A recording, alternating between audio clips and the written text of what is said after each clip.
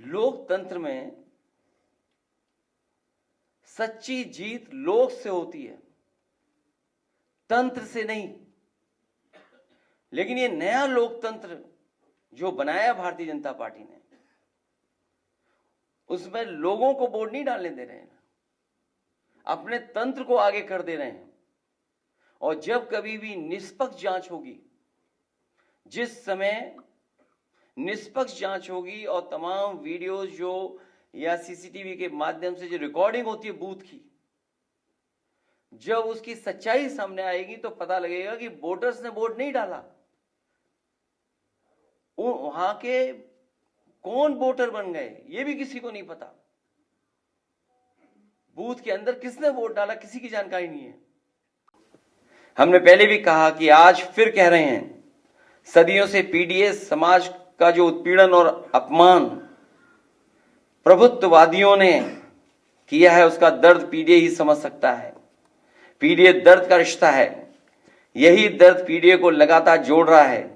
ये एकता ही भाजपा की चिंता का सबसे बड़ा विषय बना हुआ है। ये चुनाव निष्पक्ष नहीं। चुनाव के दिन जब निहत्थों पर बंदूक तानी गई थी तो भाजपा की कमजोरी सारी दुनिया के सामने आ गई। एक साहसी महिला ने जिस समय अपना वोट देने के अधिकार का कागज बंदूक के सामने तान दिया, भाजपा उसी समय हमेशा के लिए हार गई थी। लोकतंत्र में ऐसा तमाचा आज तक किसी ने नहीं मारा जिसकी गूंज भाजपाइयों को रात में सोने नहीं देगी। ये नए जमाने की इलेक्ट्रॉनिक बूथ कैप्चरिंग है। ये नए जमाने की इलेक्ट्रॉनिक बूथ कैप्चरिंग का मामला है, जो कोर्ट की निगरानी में होने वाली मतगणना में कैमरे के सामने हेराफेरी कर सकते हैं, वो अपने लोगों के बीच बूथ के बंद कमरे में क्या नहीं कर सकते।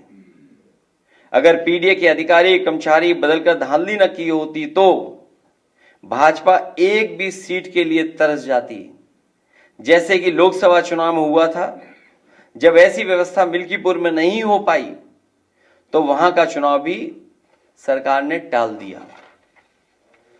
और धांधली करने के लिए ही, और इस बात की भनक जब पड़ गई सरकार को कि जो लोग छुट्टी पे आए हैं वो लोग भी भारतीय जनता पार्टी के खिलाफ मतदान कर करके जाएंगे, तो इन्होंने चुनाव की तारीखें बदल दी थी।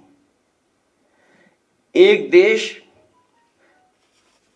तब एक लोकतांत्रिक क्रांति की ओर बढ़ने लगता है जब उसे कहीं से भी इंसाफ की उम्मीद दिखाई नहीं देती। महंगाई, बेरोजगारी, बेकारी और चुनावी धांधली से आक्रोशित समाज एक सीमा तक ही सहता है। इतनी